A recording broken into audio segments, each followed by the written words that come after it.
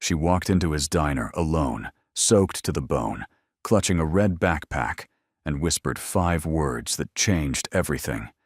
"Can you hide me, please?" He thought she was lost, but what he found in her bag revealed a truth far more dangerous than he ever imagined. And now a quiet, single-dad veteran must protect the one girl brave enough to speak the truth, no matter who comes knocking. The storm had rolled in fast that evening, thick clouds curling low like bruised cotton over the rooftops, spitting sheets of rain against the windows of the diner outpost, a small, forgotten eatery tucked between pine trees and an old gas station in rural Montana.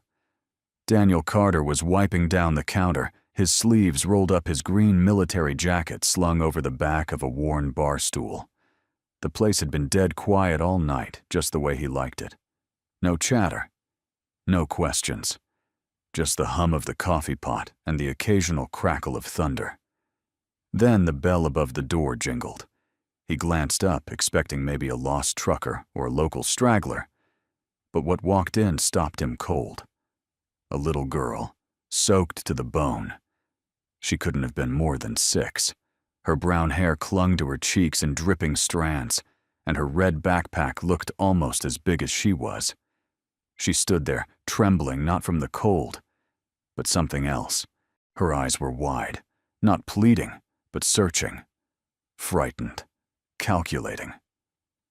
Daniel stepped out from behind the counter, moving slow. "Hey there, kiddo, you lost."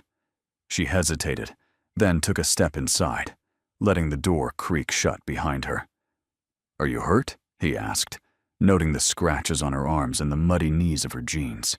The girl swallowed hard, then whispered in a voice so small it barely made it through the rain.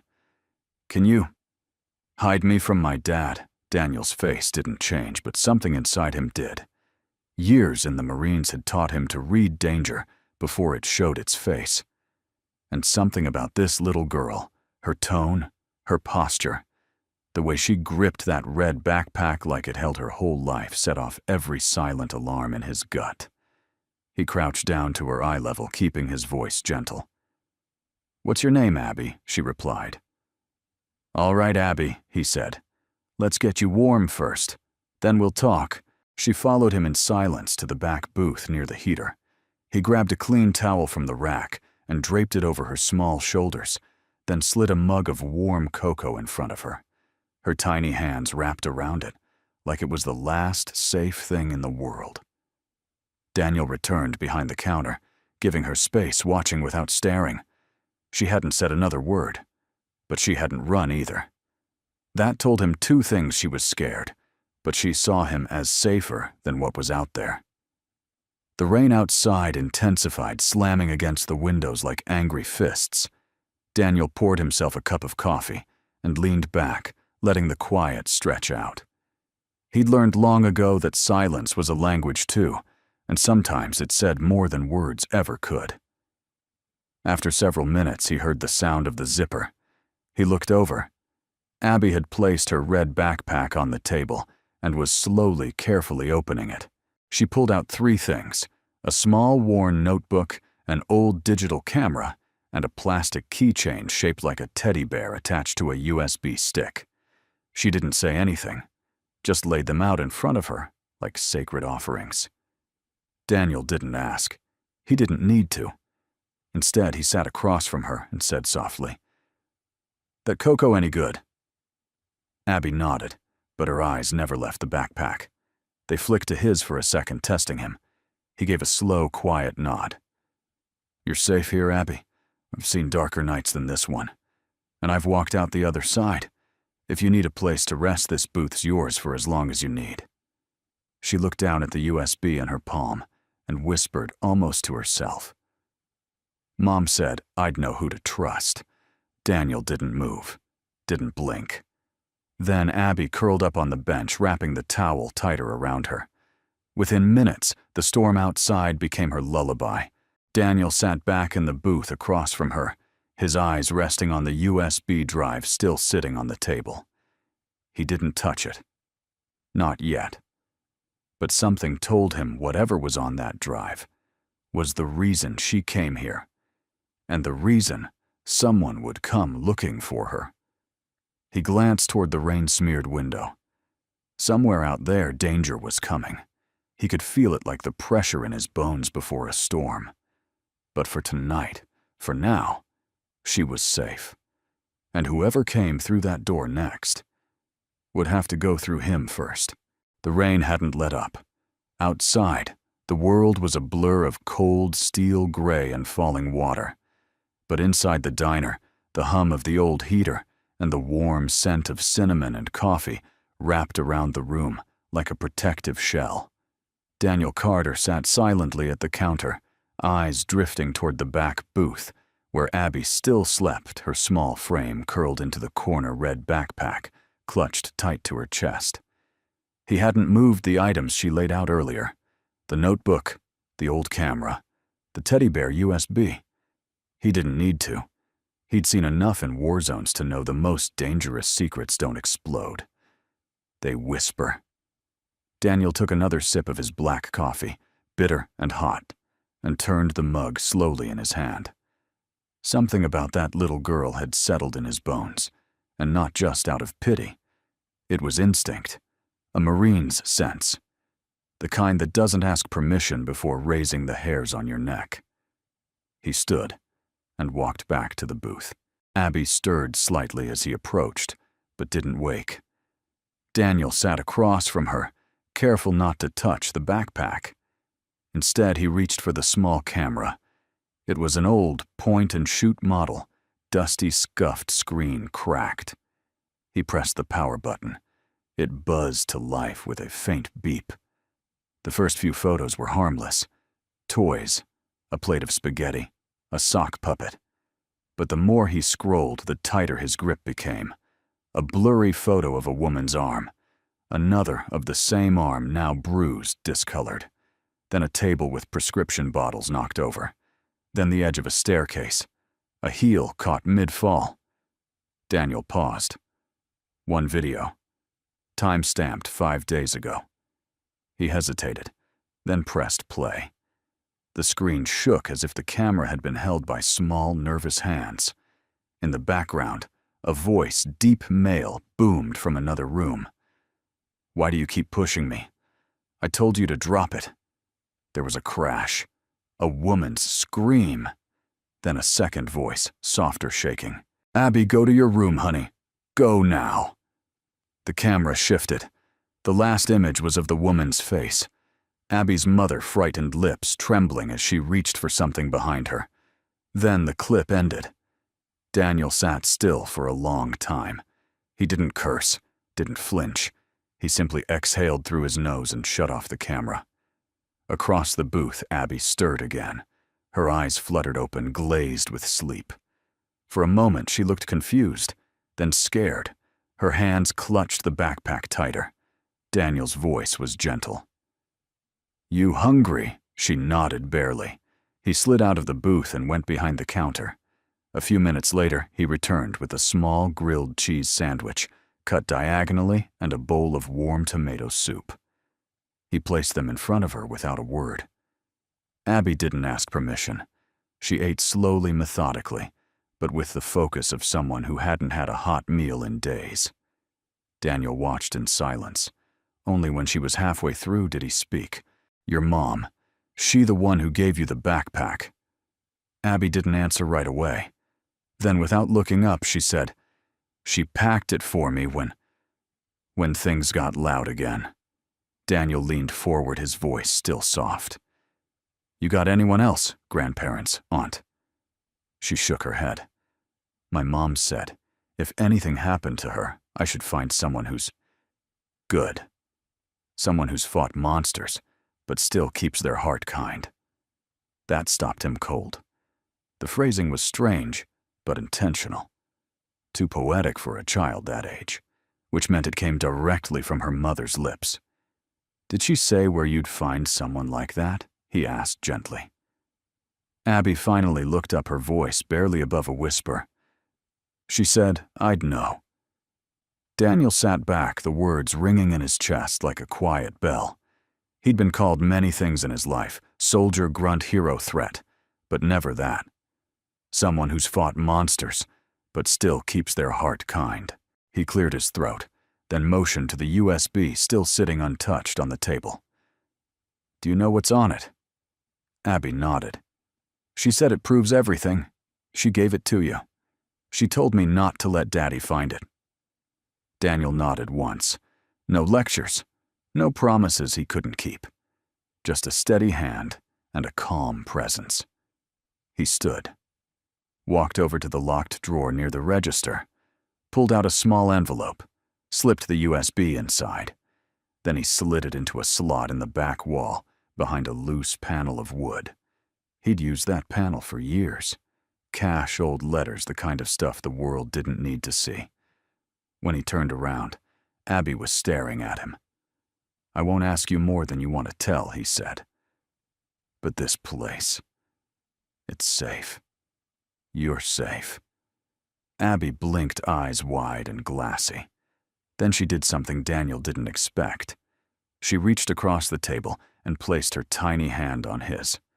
It lasted barely a second. But it was enough. Enough to stir something in him he hadn't felt in years. Responsibility. Not the kind drilled into you by military protocol. Not the kind wrapped in medals or folded flags. The real kind. The kind that knocks on your door dripping wet, holding a red backpack and asks, "Will you protect me?" The rain tapered off near dawn, leaving a sheen of water on the pavement, like the world had been rinsed clean. But inside the diner, the air was still heavy with questions, with truth not yet spoken. Daniel Carter sat alone at the booth, elbows resting on the table, staring at the red backpack now lying closed beside Abby, who had fallen back asleep this time, with both arms around it, like a lifeline. He hadn't touched the USB again. Not yet. But the camera, that was different. It sat in his hand, now small and scratched, carrying more weight than its plastic shell should allow. Daniel turned it over, powered it on, and inserted a fresh battery from the drawer behind the counter. The screen blinked to life. He scrolled past the photos he had seen already. Bruises, broken furniture, the terrified face of a woman caught in a moment she never thought would be recorded. Then something new. The lens had accidentally captured a reflection in a glass window. A man in a gray suit holding something in his hand. A phone. A drink. No, a set of car keys. Daniel zoomed in. The man wasn't looking at the camera, but his expression was unmistakable. Jaw tight, shoulders tense, rage hiding behind polished clothes. This wasn't a father comforting a wife. This was control. There was a timestamp, clear as day. Daniel looked at the date again. 3 nights before Abby showed up at his door. He sat back, running a hand over his face. The military had taught him how to break down chaos into pieces. Threat assessment, chain of events, pattern recognition. It wasn't paranoia, it was protocol. And right now, the pattern was screaming. He flipped to the next file, a voice memo this time. One Abby hadn't played. He hesitated only a moment, then pressed play. Abby, a woman's voice whispered. If you're hearing this, it means I didn't make it in time. Don't panic, baby. Just breathe. You know where to go. You know who to find. He won't look there. Not right away. Remember what I told you. Kind hearts are harder to find than locked doors. Trust the ones who speak softly, who don't flinch, who wait before asking questions. Find him. He'll help you. The recording ended. Daniel stared at the screen as it faded to black. He didn't know this woman, didn't know her name, didn't know where she was. Dead alive, missing. But she knew him, or at least believed someone like him would still exist in the world.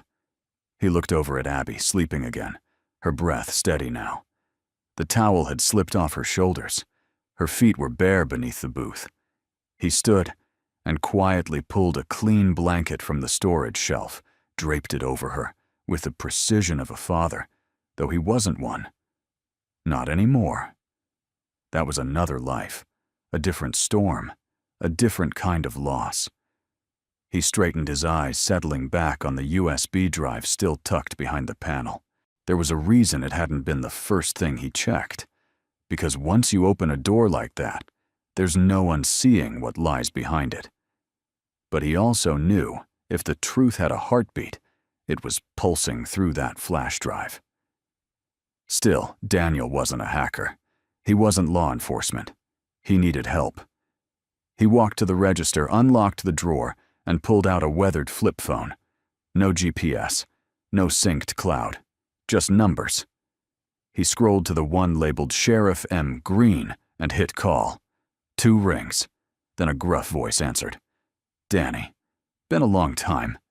"Too long," Daniel replied quietly. "I need a favor. A quiet one." There was a pause. "Then go on. I've got a girl here. Young. Name's Abby. Showed up last night soaking wet. No shoes, asked me to hide her from her father." Jesus. She had a camera, footage, audio. There's bruises. And a USB drive I haven't opened yet. Where's her dad? Don't know. But I'd bet my last coffee filter he's looking. Another pause. Then the sheriff's voice dropped lower. "You think it's bad? I think it's layered," Daniel said. "Too polished to be a simple custody issue. There's fear in this kid.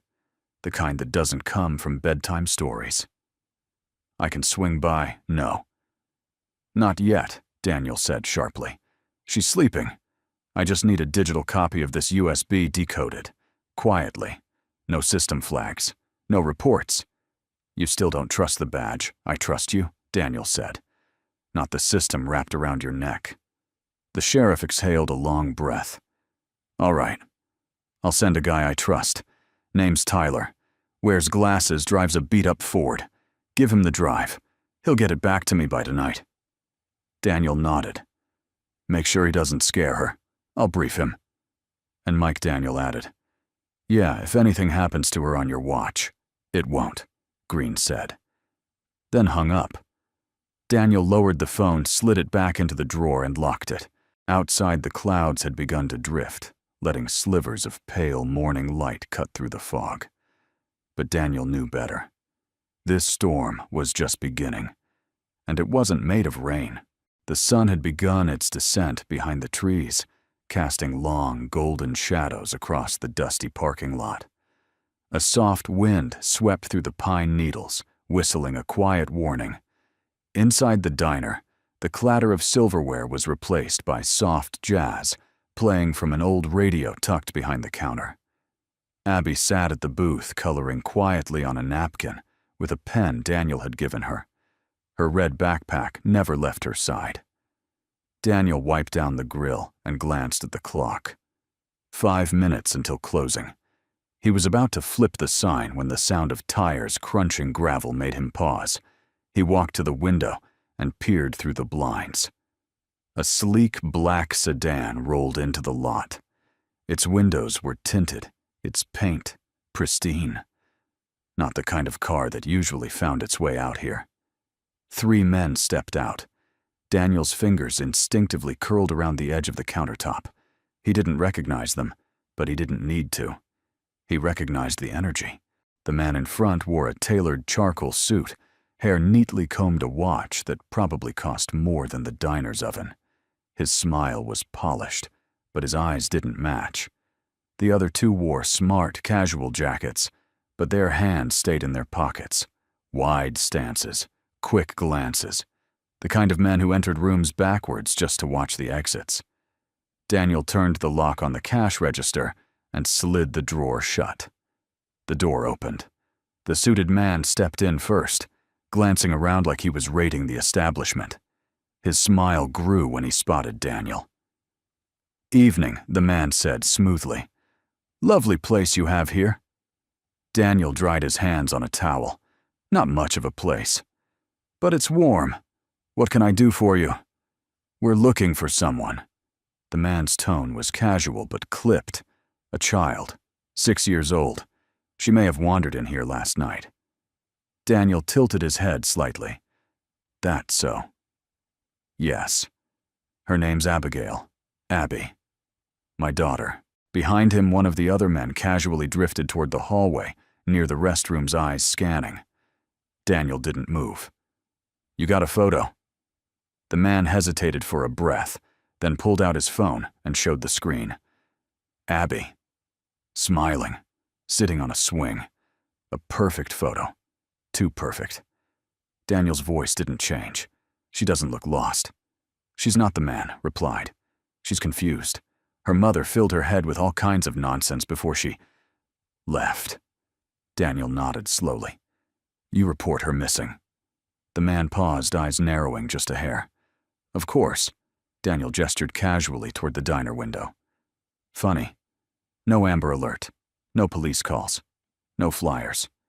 And yet here you are, showing up at a no-name diner 2 towns over, at closing time, with 2 friends who don't blink much."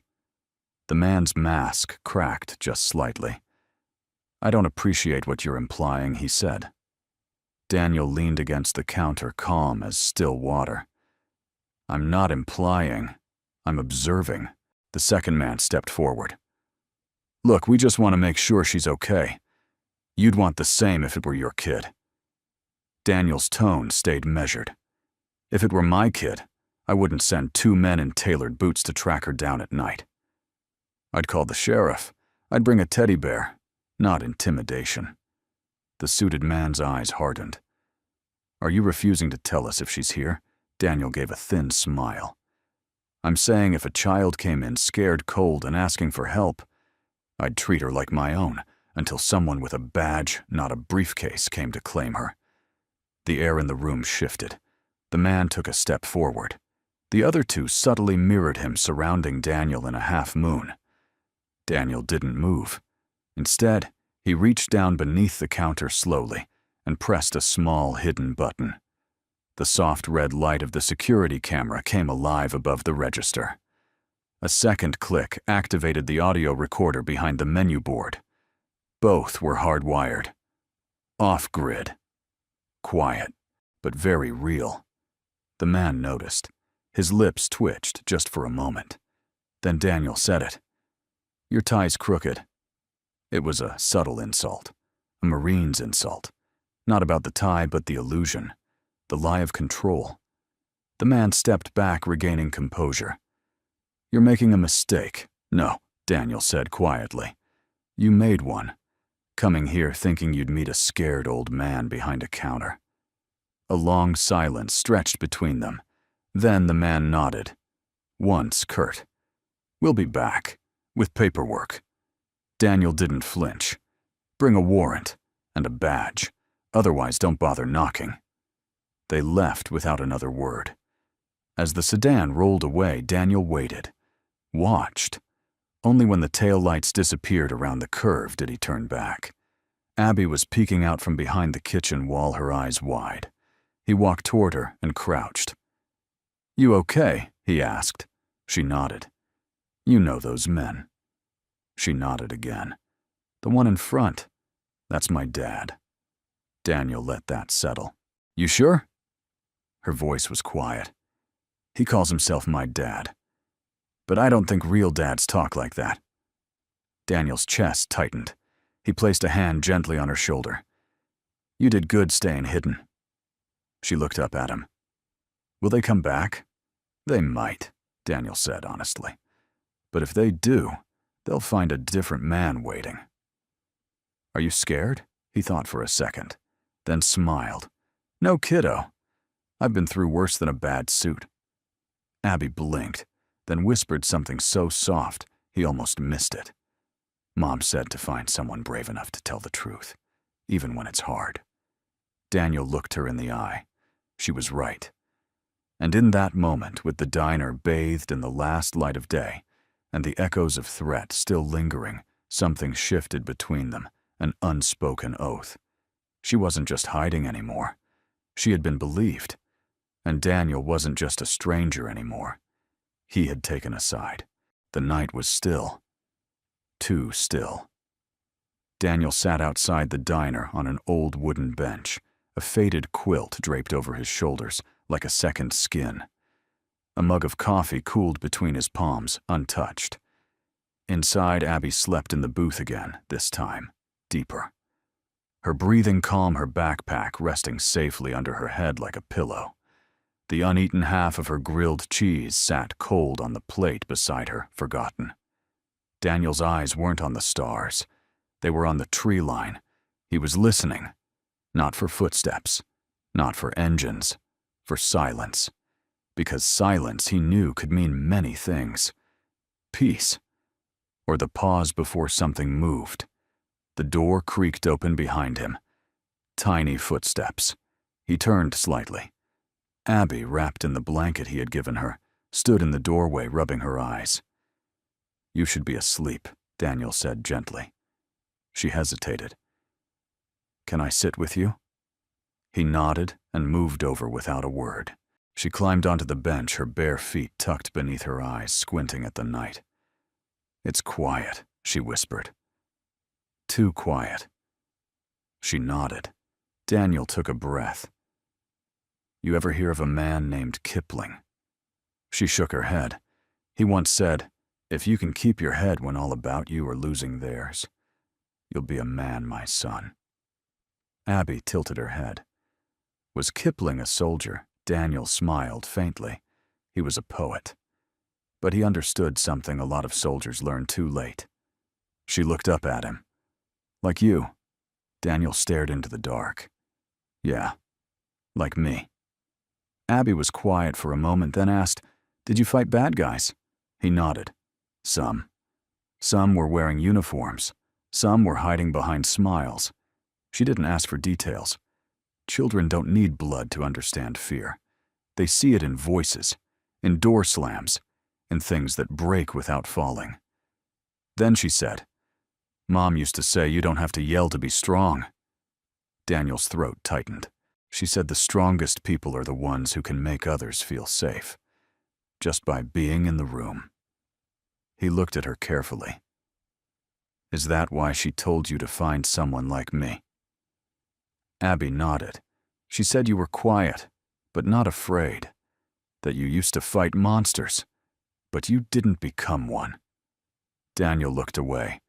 If only she knew how close he had come. There were moments, distant battlefields, darker places where he'd stood at the edge. One more order. One more broken promise. One more death. But something had pulled him back each time. Maybe it was his daughter. Maybe it was the memory of the man he promised her he'd be. He sipped the coffee now, lukewarm and bitter. Abby leaned her head against his arm. "Do you miss your family?" she asked softly. He didn't answer right away. Then he said, "Every day." "What happened?" Daniel's voice dropped. "I lost them. Not all at once. But it felt like that."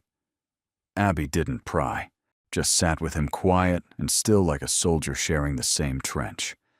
After a few minutes, she said, "I think Mom's gone. I don't want her to be. But I think she is." Daniel turned to her, but she didn't look up. She never told me goodbye. But she packed my bag. She kissed my head and said, "You run and don't look back, no matter who comes for you." Her voice cracked. "That's not what you say if you're coming home." Daniel exhaled slowly. He didn't offer false hope. Didn't say, maybe. Didn't lie. Instead, he said, "Then we hold on to her the way she wanted, by surviving, by being brave, by speaking the truth." Abby nodded, her eyes glossy. Daniel pulled her closer, letting her rest against his chest. The quilt wrapped around them both, now cocooning them in warmth against the Montana chill. After a moment, Abby spoke again. "Are you going to send the USB to the police?" Daniel shook his head. "Not the police, but someone I trust. Someone who won't bury it." He hesitated, then added, "It's already on its way. Will it help? I think so." They sat in silence for a while longer. Then Abby whispered, "What happens if my dad comes back?" Daniel's voice was low, steady. "Then he'll have to answer for what he's done.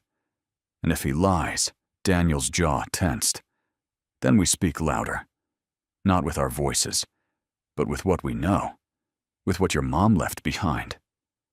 Abby looked up at him, with the USB, with everything, the camera, the recordings, your voice, my witness. She reached into her blanket and pulled something small from her hoodie pocket, her mom's wedding ring. I took it before I left, she said.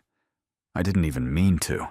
It was just sitting on the nightstand, like she put it there for me. Daniel looked at it, gold-scratched, but solid. Hold on to it, he said, until it's time to let go. She closed her hand around it tightly, then rested her head against his shoulder again. Daniel looked out into the trees once more, still quiet. But this time, the silence didn't feel like fear. It felt like a storm gathering its breath. And Daniel Carter, quiet warrior ex-Marine broken father, was ready. Not with rage, not with fists, but with truth. And truth, when held steady long enough, could be louder than any weapon. Morning light streamed through the diner windows in muted streaks. The smell of bacon and fresh coffee mingled with pine-scented air, drifting in from the cracked door. To anyone driving past the diner outpost, looked like just another roadside stop. But inside, something was shifting. Daniel Carter wiped his hands on a towel and watched Abby across the room. She sat cross-legged at the booth, drawing a picture with the blunt end of a pencil herself, holding hands with a tall man in a green jacket. She didn't say who it was, but Daniel knew.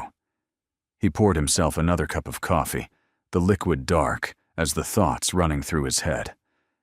Sheriff Green's man Tyler had picked up the USB just before dawn, quiet and discreet, no uniform, no badge.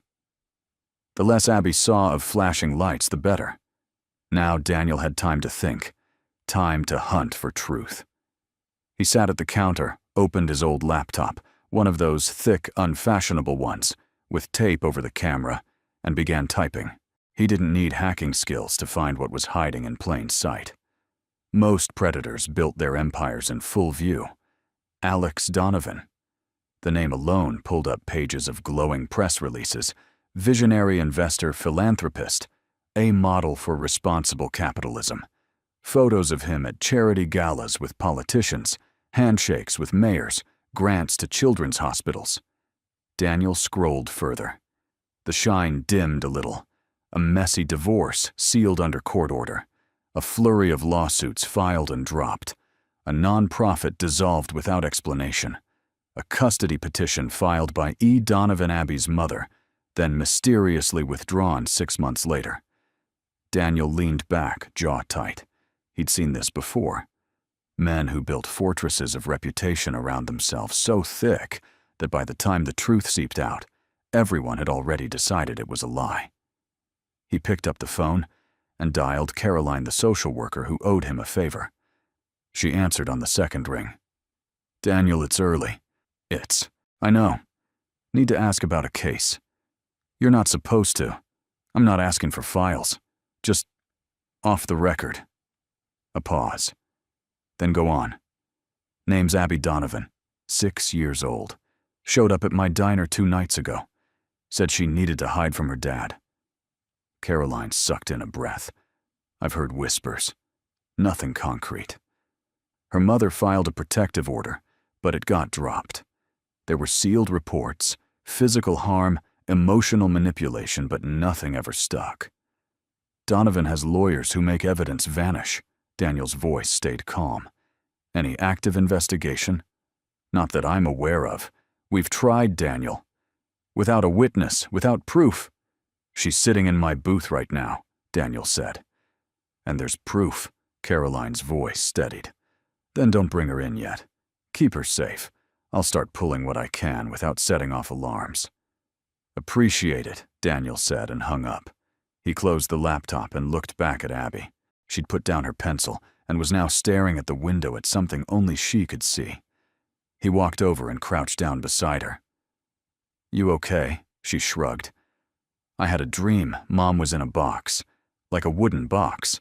I couldn't open it." Daniel took a slow breath. Dreams can feel real. But they're not always. She turned to him, eyes serious beyond her years. Sometimes they are. Daniel didn't argue.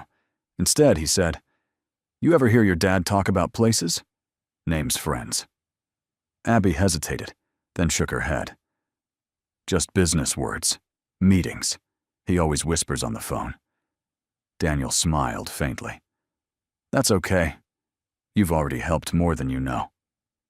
He stood and went back behind the counter, pulled out a pen scribbled on a scrap of paper, folded it, slipped it into his wallet, a list of every date and clue he'd pieced together so far. It was time to stop waiting for the storm and start walking toward it. By late afternoon, Sheriff Green called back. Daniel stepped outside to answer phone pressed to his ear. "You were right," Green said. "That drive is loaded.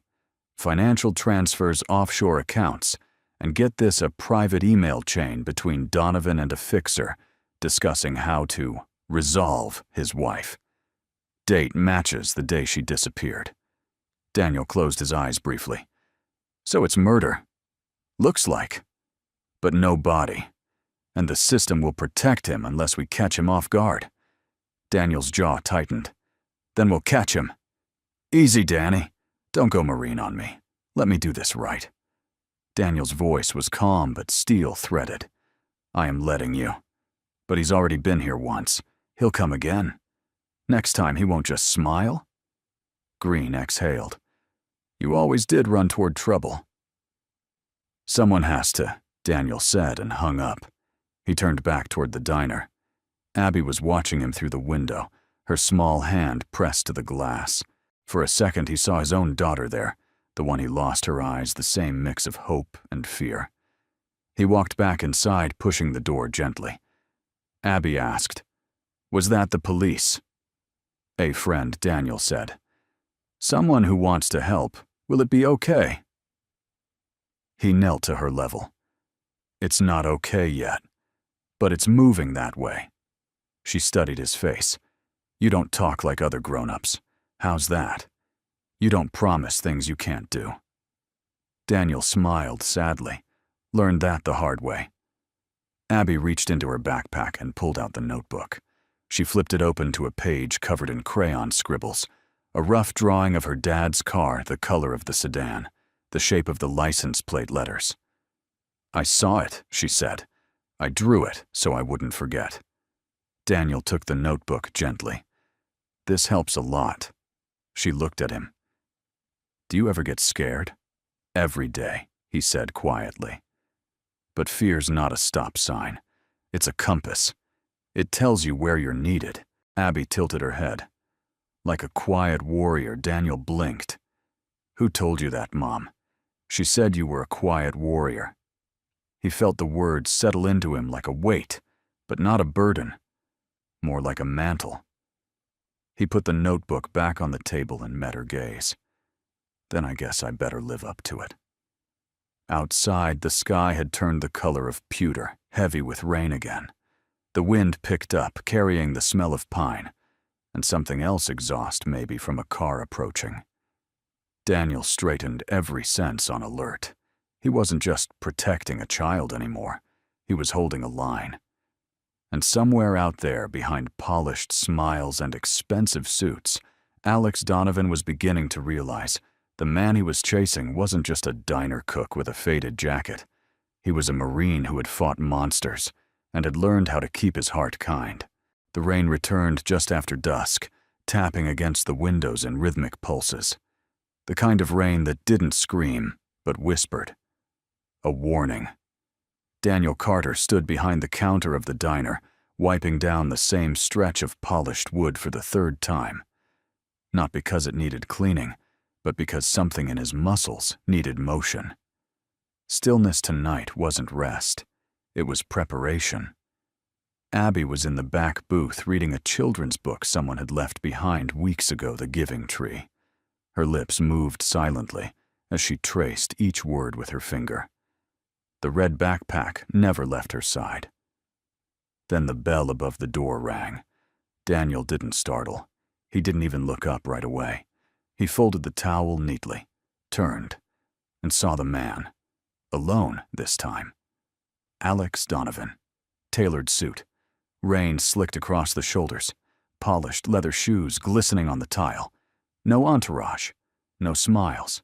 Just a man who had come to reclaim what he believed was his. Daniel's voice was calm.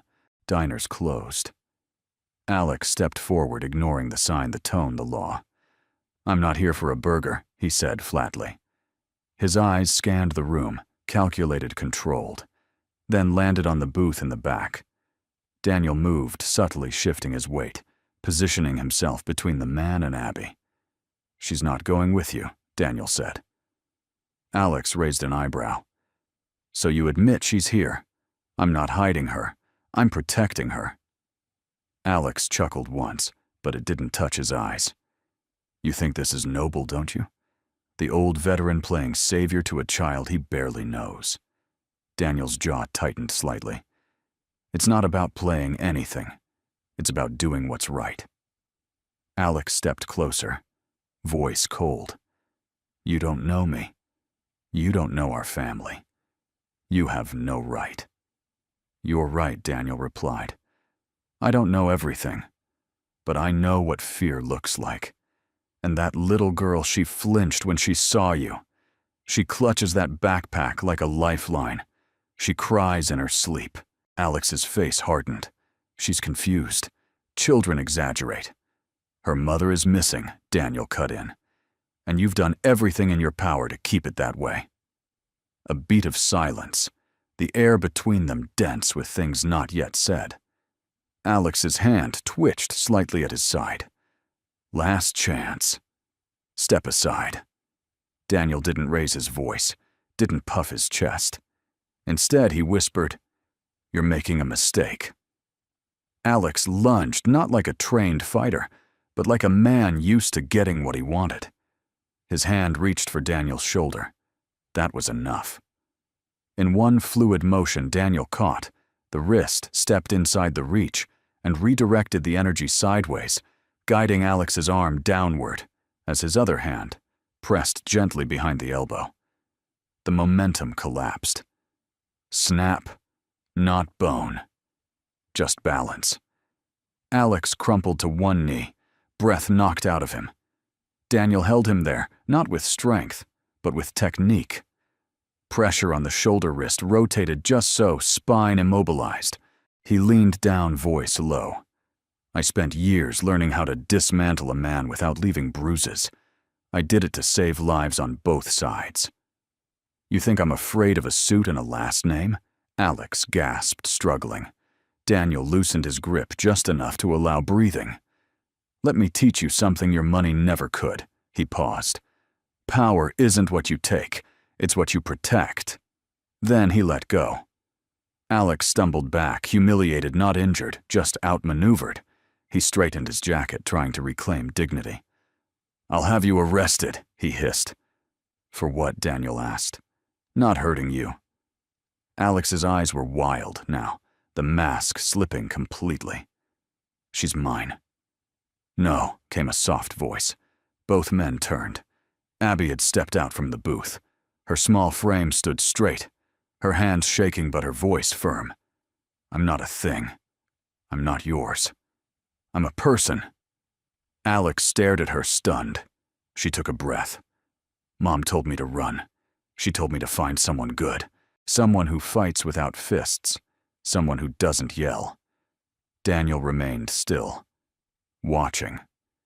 Abby walked slowly toward them, past Daniel, stopping only when she stood between them like a line drawn in truth. "You scare me," she said to Alex. "You say you love me, but you make me afraid. You say you're my dad, but you lie about Mom. And now I remember. I remember what you did." Alex took a step forward, face pale. "Abby, don't." "She fell," Abby said, voice shaking. "You pushed her." She screamed. Then it was quiet. "And you told me never to talk about it again." The diner fell silent. Alex's mouth opened, but no words came. Because truth, once spoken by a child, is heavier than any accusation. Daniel stepped forward, gently touching Abby's shoulder. "That's enough," he said softly. Alex stared at the girl he no longer recognized, then at the man who had defeated him without violence. Then, without another word, he turned and left. The door jingled behind him. Daniel watched until the red taillights disappeared into the rain. Only then did he kneel beside Abby. "You all right?" She nodded, once tears forming. Daniel opened his arms. She stepped into them. No words. Just the quiet surrender of a child who had stood up to her fear. And the unspoken promise of a man who would never let it come near her again. The storm passed just before dawn, leaving behind a fragile quiet. The kind that hangs in the air after something breaks, but before anything is rebuilt. Daniel sat at the corner booth, a mug of untouched coffee in front of him, eyes fixed on the window.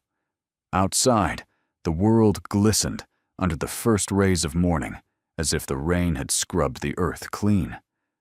But inside, things were far from washed. Abby sat across from him. She hadn't touched her oatmeal.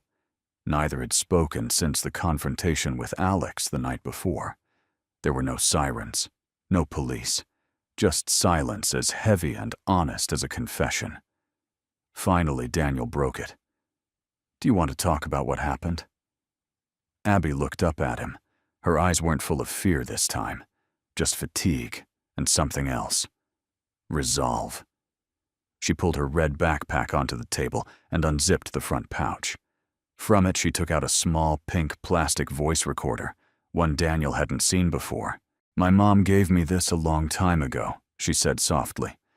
"Said I could talk into it whenever I felt scared or alone." Daniel leaned forward, slightly listening. Abby turned it on. A red light blinked. She held it in both hands steady, and after a long pause, she began to speak. "My name is Abby Donovan," she said into the microphone. "I'm 6. I remember everything." Daniel's heart slowed. She took a breath and continued. "The night before, I ran away. My dad got mad. I don't know why. Mom didn't yell back. She just kept packing. She said we had to leave before morning. She told me to wear shoes I could run in. She told me not to cry if we got separated." Abby paused, voice trembling now. "He followed us into the kitchen. He said she was making a mistake. He said she was poisoning me against him. She told him he needed help. He pushed her." Daniel's hand clenched around the coffee mug knuckles white. "She fell down the stairs," Abby said. "Her head hit the bottom. It made a sound I didn't know people could make. She closed her eyes but kept talking. She didn't move. I screamed. He told me she was sleeping. But she wasn't. I knew. I knew because her eyes were open and didn't blink. I tried to run to her, but he pulled me back." Her voice cracked. "He said it was my fault. That if I hadn't made her upset, she wouldn't have tried to leave." Daniel swallowed hard, his breath caught in his chest. Abby opened her eyes and pressed the stop button on the recorder. I didn't know how to say it until now. Daniel reached across the table and gently took the recorder from her hands. He didn't say, "I'm sorry." He didn't say, "You're brave." He simply nodded, slow and sure. "What you just did," he said quietly. "That was truth. And truth is stronger than fear." Abby looked down. "Will they believe me?" "They will," Daniel said. "Because you remember. Because there's proof. And because you're not alone anymore." She blinked, then nodded slowly. He stood and walked over to the counter, retrieved an envelope from beneath the register, and gently placed the recorder inside. Another piece of the puzzle. Another nail in the coffin of Alex Donovan's story. The sheriff would get it within the hour. He turned back to find Abby staring at him. "Why do you believe me?" she asked. Daniel knelt beside the booth, his voice quiet. "Because I know the sound of someone telling the truth when it hurts. Because I've heard too many lies dressed in nice suits and courtroom words. And because when someone tells the truth, not to punish, but to protect, that's the voice the world needs to hear." Abby's lower lip quivered. She wiped her cheek with her sleeve, then whispered, "I want to go somewhere where nobody ever yells again." Daniel smiled faintly. "That place doesn't exist, kiddo. But you can build it. One voice at a time." They sat like that for a while, just two souls battered in different ways, trying to stitch something together from the pieces. A little before 9 a.m., Caroline, the social worker, arrived. She came in quietly, dressed in jeans and a simple gray sweater, her hair pulled back. No badge, no clipboard, just kindness in her eyes. "Hi, Abby," she said softly. Abby didn't speak at first, but then she nodded. "Hi." Caroline knelt, smiling gently. "I listened to your recording. I believe you." Abby's shoulders sagged in a way that only children who've carried too much too long ever do. Caroline looked at Daniel. "The USB and voice files are enough to reopen everything. I'll personally make sure they go in front of a judge this week. In the meantime, you have legal temporary guardianship." Daniel blinked. "You're saying you're officially her safe place," Caroline said. Abby looked at Daniel wide-eyed. Really, Daniel met her gaze. "Only if you want that." She nodded. "I do." Caroline stood. "The legal process will take time, but the storm's breaking. You held the line. Now we get to walk forward." Daniel nodded once. No speech, just the quiet acceptance of a man who never wanted this role, but couldn't have walked away if he tried. As Caroline left, Daniel turned to Abby. "There's something we say in the Corps. No man left behind. That means we don't walk away from the ones who can't run yet." Abby smiled, small but real. "I like that." "Me too," Daniel said. "Now eat your oatmeal. It's cold, and that's a tragedy." She giggled a soft sound like the first bird call after a long winter. Daniel smiled too. It wasn't over. Not yet. But now, they had truth. And truth, spoken in a whisper by a little girl with a broken heart, had begun to shake the walls of a man who thought himself untouchable. 3 days later, it came not with sirens or shouting, but with a white envelope slid under the diner's front door. Daniel found it just after sunrise, resting against the worn linoleum, like a threat whispered through a keyhole. Summons. Charge unlawful harboring of a minor. Petitioner Alexander Donovan. He read it twice, then folded it neatly and placed it on the counter. Abby sat at the far booth, her legs swinging a coloring book spread open before her. She was drawing a tree again, bigger this time, stronger. Its roots deep, its branches holding a swing. Daniel didn't tell her what the paper said. Not yet. Instead, he called Caroline. "He filed suit," he said calmly. Caroline groaned on the other end. "I expected this. It's a stall tactic. A play for sympathy before the investigation reaches the surface. If he can convince a judge this is a custody issue and not a criminal one, it muddies everything." Daniel exhaled slowly. "How do we respond?" "Officially, we file a motion to delay the hearing until the criminal investigation concludes. But that could take weeks. Unofficially," she hesitated. "I'm listening. We need to make sure the judge sees the entire picture at the first hearing. Not just documents, but faces, voices, and you." Me, Caroline's tone was gentle but firm. "You're the one who took her in, the one who held the line. If the judge sees a quiet war hero instead of the boogeyman, Donovan's lawyers will paint you as we win the public narrative. And believe me, judges feel more than they admit." Daniel didn't like being on display. He preferred shadows, back doors, quiet exits. But this wasn't about comfort. "Set the hearing," he said. The courthouse smelled like floor polish and stale paper. Abby clung to Daniel's hand, dressed in the soft yellow sweater Caroline had brought her. She carried her teddy bear USB keychain in her other hand, like a shield. Daniel wore his old marine dress jacket not out of pride, but purpose. The frayed collar and faded name tag said more about who he was than any tie ever could. They entered the courtroom quietly. Alex Donovan was already seated, flanked by two lawyers in tailored suits. He didn't look at Daniel, but Daniel saw the twitch in his jaw when Abby walked in holding his hand. The judge entered a woman in her 60s, silver hair, pulled into a knot, eyes sharp as glass. She scanned the room, then nodded toward Daniel's side. "Proceed." Alex's lead attorney stood. "Your Honor, we believe Mr. Carter has perhaps unintentionally unlawfully retained a minor, my client's biological daughter, without parental consent. Mr. Donovan has filed for emergency return of custody." The judge raised a brow. Emergency custody. After 5 days of silence, the attorney cleared his throat. Mr. Donovan was attempting to handle this situation peacefully and privately. Caroline stood. "Your Honor, if I may." The judge gestured. "Go ahead." Caroline stepped forward. What Mr. Donovan calls peaceful includes showing up at Mr. Carter's business late at night, with two unidentified men refusing to involve local law enforcement and making implicit threats in front of a minor. We have audio footage of that exchange. Daniel didn't flinch, just waited. Caroline continued.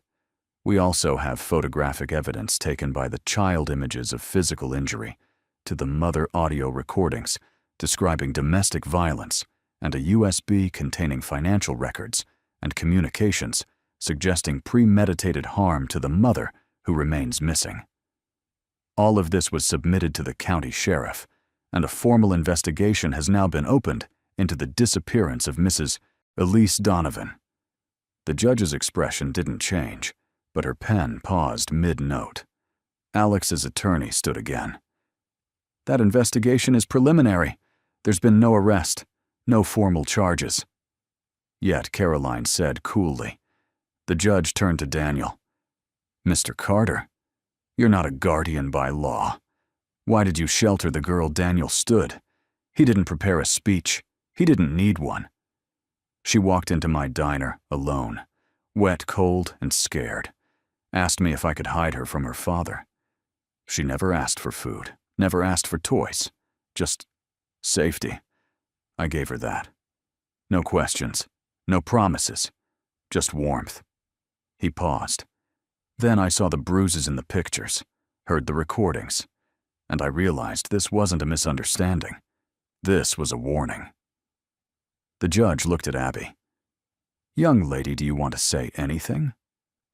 Abby squeezed Daniel's hand, then nodded. She walked up slowly, her small feet echoing in the quiet room. "I don't want to go back with him," she said simply. The judge tilted her head. "Why not?" "Because he lies. Because my mom's gone. Because he says scary things when he's mad. And because Mr. Daniel never makes me feel small." A silence fell over the room. Not dramatic, just true. Abby returned to Daniel's side. The judge closed her folder. "I am not in the habit of making emotional rulings," she said. "But I am in the habit of protecting children." She turned to Alex. "Until the criminal investigation is resolved, your custody rights are suspended. Mr. Carter will retain temporary guardianship supervised by Child Services." Alex stood abruptly. "This is outrageous." The judge didn't flinch. "Sit down, Mr. Donovan. You're not used to being told no. Consider this practice." Outside the courthouse, Daniel let out a breath he didn't know he'd been holding. Abby looked up at him. "Did we win?" He knelt to her level. "We're still playing, but the board looks better." She smiled. "Can we get pancakes?" He laughed, the sound surprising even himself. "I think that's required." As they walked toward the truck, Caroline caught up. "You just saved her life," she said softly. Daniel shook his head. "No. She saved herself. I just stood still long enough for the truth to catch up." She smiled. "You really are a quiet warrior." He didn't answer, because some battles didn't need declarations, just presence and truth. It was just past sunset when Daniel turned the closed sign on the diner door, but this time it wasn't out of caution. It was to make space for something quieter. Peace. For the first time in days, the rain had finally stopped. The air smelled like damp earth and distant pine. A soft breeze moved through the open window above the sink, fluttering the white curtains like a whisper. Abby sat cross-legged on the linoleum floor of the kitchen, surrounded by colored pencils and an old placemat she was using as a canvas. Her cheeks were pink from laughter, her eyes clearer. She was drawing a house, not just any house. It looked like this diner, but with flowers in the windows, a sign that said, "Welcome," and 3 people standing in front of it. One was small in a yellow sweater, the second, tall in a green jacket. The third, a woman with long hair and a gentle smile. "Is that your mom?" Daniel asked, kneeling beside her. Abby nodded. "I don't want her to be gone forever." Daniel rested a hand lightly on her shoulder. "She won't be." "Not here," he said, tapping gently over her heart. "Some people never leave. They just stop knocking." She didn't cry. Not this time. Instead, she looked up and said, "Do you ever miss your daughter?" Daniel hesitated, then sat down beside her on the cool floor, his back leaning against the wall, knees drawn up. "Every day," he said. Her name was Claire. She had this wild laugh that made people turn around in stores, like they had to see who could be so loud and happy at the same time. Abby was quiet for a moment. What happened to her? Daniel swallowed. It wasn't war. Wasn't anything you could point to in a courtroom. Just life. He looked at the ceiling for a long time before continuing. She got sick. One of those things they say they can fix. But they didn't. Not in time. A soft silence hung between them. Abby reached out and placed her hand over his. "I'm glad you were there when I needed someone," she said. Daniel smiled faintly. "Me too." That night, instead of sending her to the cot in the storeroom, he rolled out a sleeping bag in the booth next to the windows, where the moonlight could find her. He placed an old lamp with a soft yellow bulb nearby and handed her a book. "Want me to read to you?" She nodded. Daniel pulled over a chair, opened the book, and began.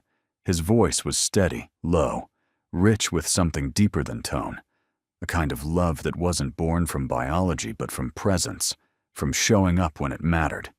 He didn't stumble over the words, though he hadn't read aloud in years. It was like riding a bike or tying a knot. Something the soul never forgets. When he looked up halfway through the chapter, Abby was already asleep. But the book stayed open in his hands, and the words kept reading themselves into the room like a lullaby. The next morning, Abby came into the kitchen with a new drawing. It was the same house, but this time above the front door, she had written, "Safe place." Daniel pinned it to the corkboard behind the register, next to an old photo of his unit in Iraq. The image of 12 sunburned Marines leaning against a Humvee now had something beside it that felt equally sacred. Not strength. Sanctuary. Later that day, Caroline stopped by. No court papers. No threats. Just a tin of fresh muffins and a smile that reached her eyes. "Social services approved extended temporary guardianship," she said, setting the tin on the counter. Background cleared. References passed. "Sheriff Green vouched for you personally." Daniel raised an eyebrow. Green said something nice. Caroline laughed. He said, and I quote, "The man doesn't say much, but when he does, he means it. That's rarer than gold around here." Daniel shook his head, smiling faintly. Caroline turned toward Abby, who was wiping down tables with a spray bottle and a rag far too big for her small hands. "She insists on being on the payroll," Daniel said dryly. Caroline laughed again, then her tone shifted. "You know, you could petition for full guardianship after the investigation concludes." Daniel looked down at the counter. He hadn't thought about that. Not directly.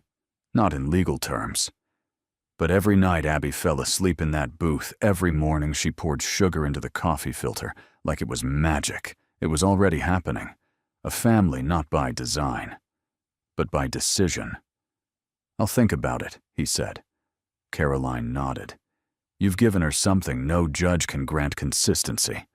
That's where healing begins." As she walked to her car, Daniel stepped outside and watched Abby through the window. She was humming. Not loudly, just enough to fill the space. Later that evening, as the sky faded into warm oranges and soft purples, Daniel wrote something down on a napkin and slipped it into the corner of the corkboard beside Abby's drawing. It read, "She doesn't need a hero, just a man who stays." And this time he intended to. It began with a postcard. Faded, torn at the corner. No return address. Just 6 words written in black ink. "Check the storage at Elkhart." Daniel found it taped to the diner's front door one morning. No envelope, no signature. Abby was still asleep. The street was empty. He didn't recognize the handwriting, but the message struck a nerve. Elkhart, a neighborhood on the edge of town, low-rent apartments, old storage units. It was where Elise Abby's mother had grown up, before she married Alex Donovan, before everything changed.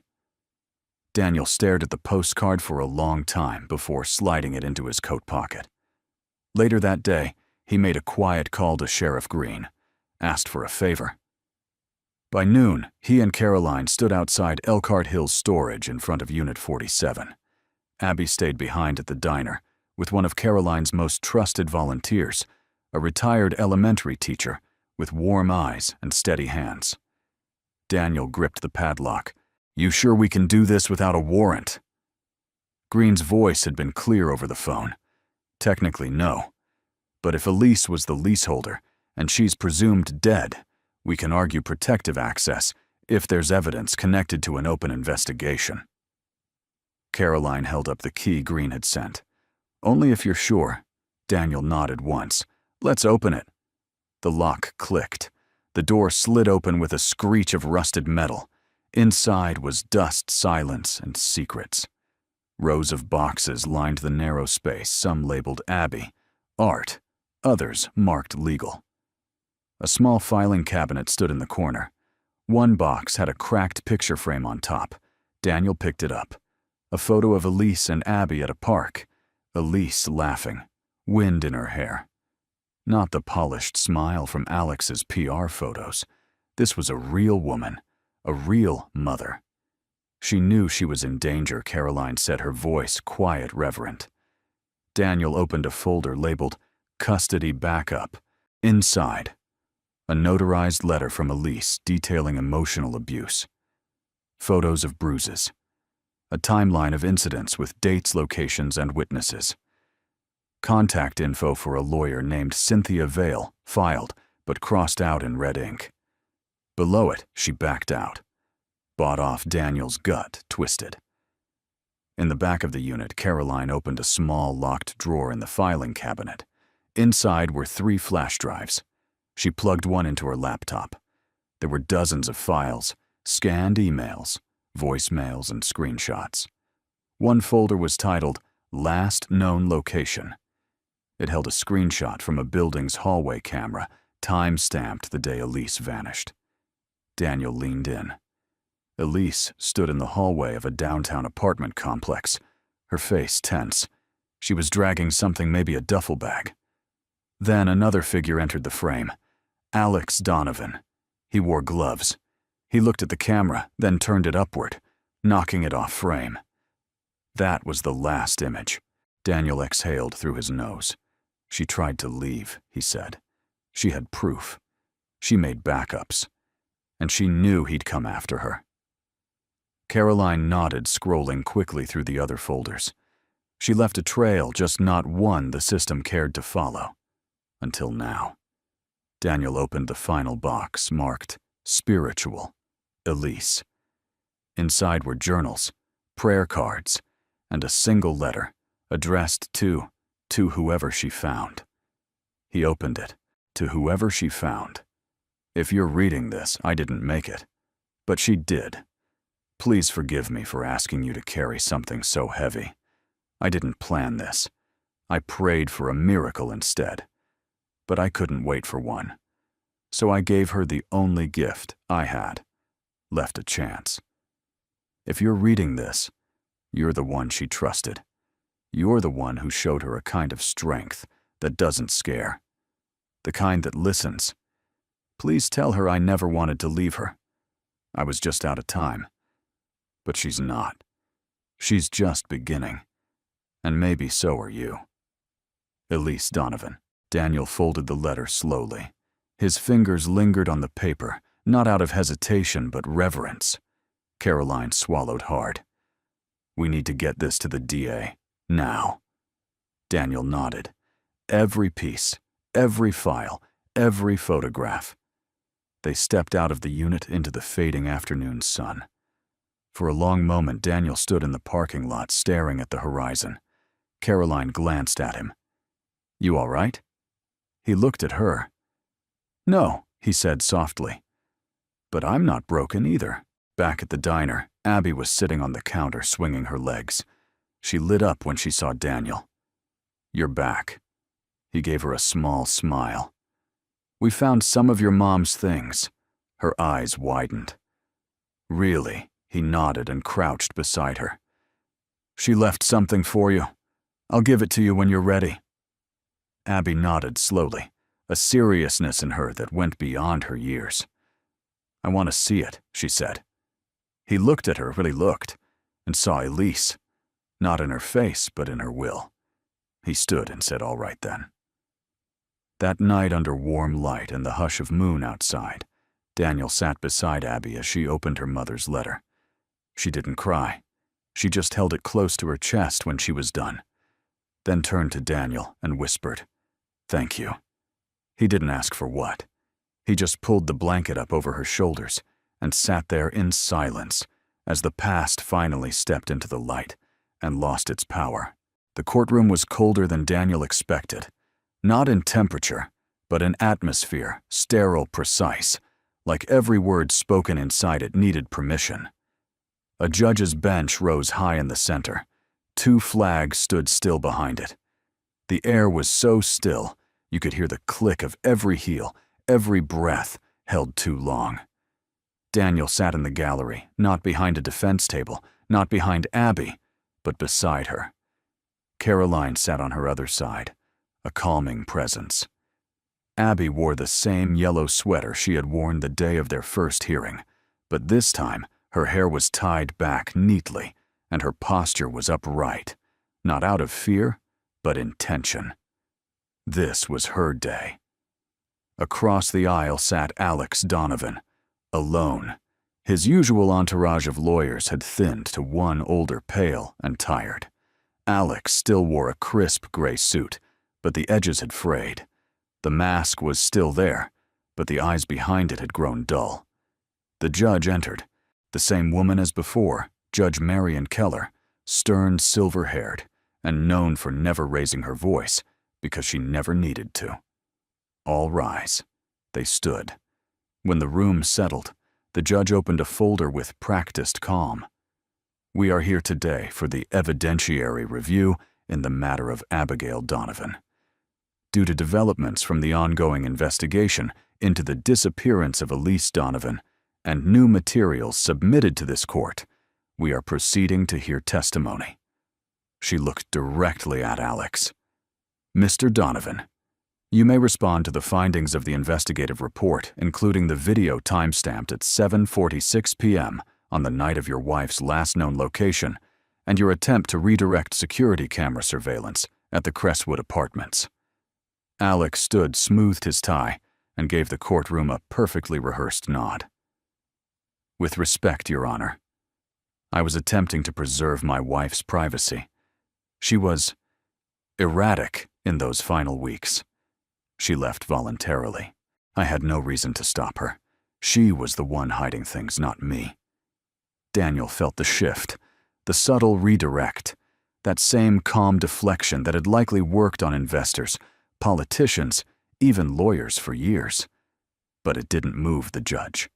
She turned. Abigail. The room turned too. Abby stood. Tiny but composed.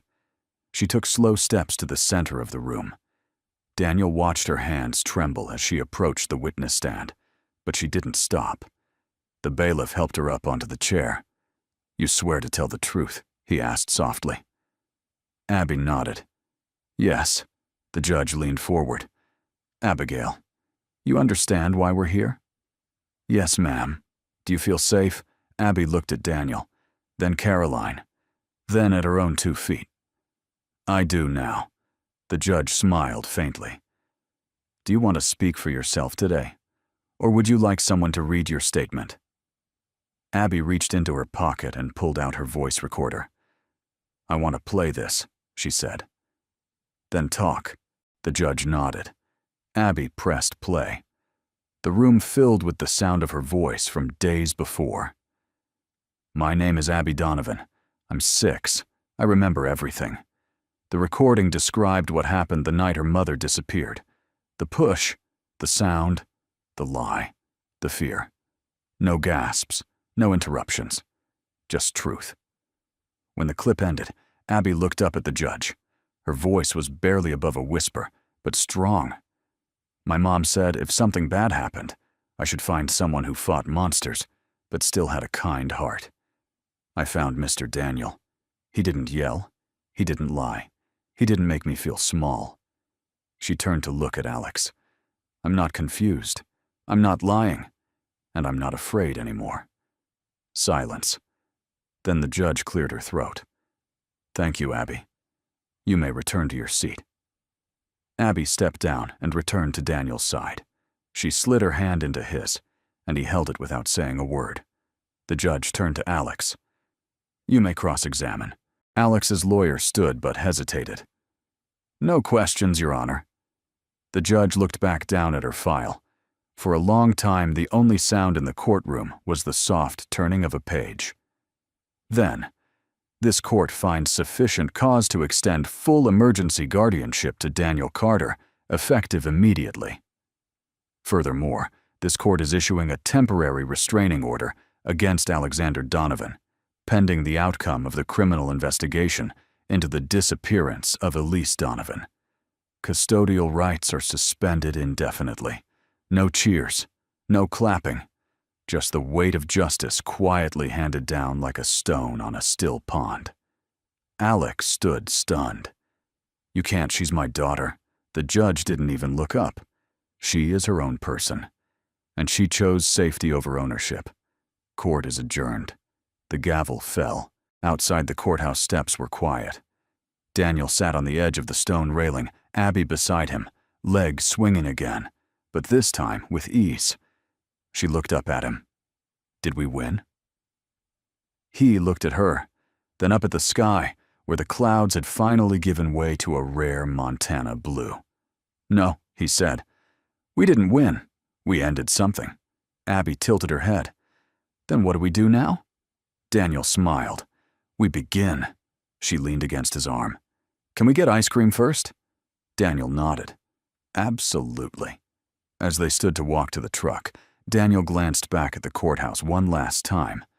Not in fear, not in defiance, but in quiet recognition that the system, however slow and flawed, had listened because a little girl dared to speak. And a quiet man had chosen not to walk away. Spring came early that year.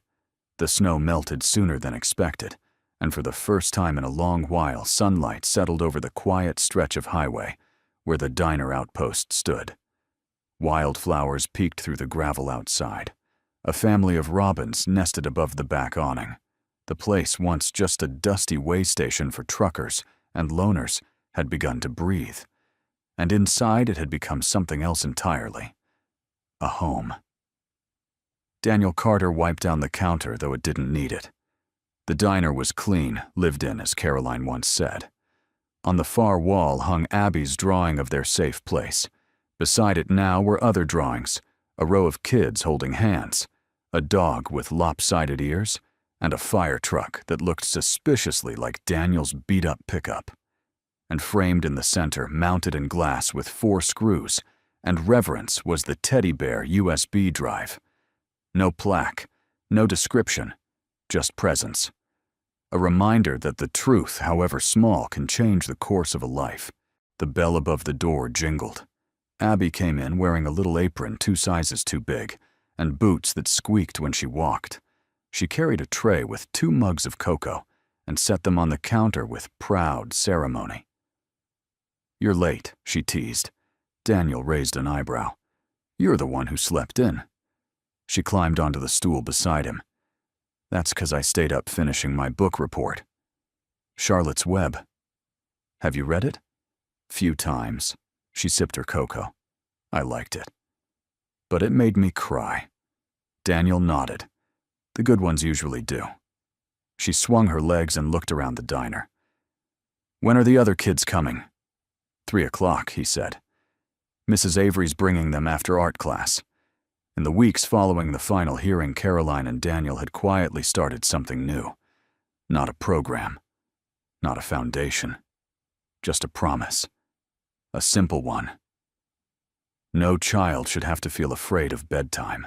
So every Wednesday and Friday afternoon, a handful of children, some in foster care, some just lonely, gathered at the diner to draw, to eat grilled cheese, and to sit near people who listened. It wasn't therapy. It was presence. And for some, that was enough. Sometimes the old veterans came too. Quiet men with worn jackets and steady hands who helped with spelling words or fixed the broken stool leg without being asked. Abby had started calling them the coffee soldiers. One of them, Mr. Henley, had tears in his eyes last week when Abby asked if he wanted to sit beside her so he wouldn't feel left out. Daniel turned to her now. "You nervous about next week?" She shrugged. "A little."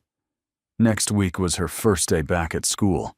A new name on the paperwork, but not a new Abby. Daniel would drop her off himself. He'd already packed her lunch in his head 4 times. "You'll be fine," he said. "Just don't let anyone trade you their cookie unless it's chocolate chip." She grinned. "Deal." The bell jingled again. Caroline entered holding a small manila envelope. Her expression was unreadable, but Daniel knew that look. It was the same one she wore in court, steady calm, but holding a weight she hadn't unpacked yet. She walked to the counter and slid the envelope across. "It's official," she said softly. "The investigation is closed. They found Elise's remains in an unmarked rural site. Dental confirmed it. The charges against Alex Donovan are formal and public now. He'll never walk free again." Daniel swallowed. He didn't open the envelope. He didn't need to. "She's finally home," Abby whispered. Caroline looked at her. "She is. And because of what you did, because of what both of you did, other people are safe too." Daniel nodded once. A slow, deep breath settled in his chest. Like something that had been held for too long could finally be released. Abby slid off her stool and walked to the wall. She looked at her drawings, then at the USB. After a moment, she reached into her pocket and pulled out her mother's wedding ring. "I want to put this here," she said, "next to the bear." Daniel walked over, knelt beside her, and helped secure it to the glass with a small brass pin. Together, they stood back and looked at it. "It's not fancy," she said. "No," Daniel replied, "but it's real. And that's what matters." That night, after the last grilled cheese was served and the laughter faded into the hum of night, Daniel sat on the steps outside the diner with a notebook on his lap. He wrote 3 simple words across the top of the first page, Abby's Place. He wasn't sure what it would become yet. Maybe a nonprofit. Maybe a name for the diner. Maybe just a story she could grow into. But it felt right. Inside, Abby was asleep on the booth bench again now, out of comfort, not circumstance. Her head rested against the folded sleeve of his old military jacket, now hers. Daniel looked up at the stars. He didn't see war anymore, didn't see memory. He saw something else. A future. Not loud. Not perfect. But safe. And that was more than enough. Where are you watching from? We'd love to hear from you in the comments, whether you're in a quiet town, a big city, or somewhere in between. Your story matters too. If this story touched your heart, please consider subscribing to our channel. It helps us continue sharing meaningful stories that honor kindness, courage, and the quiet heroes among us. Thank you for spending your time with us. We're grateful you're here. Until next time, stay safe, stay kind, and take good care of one another.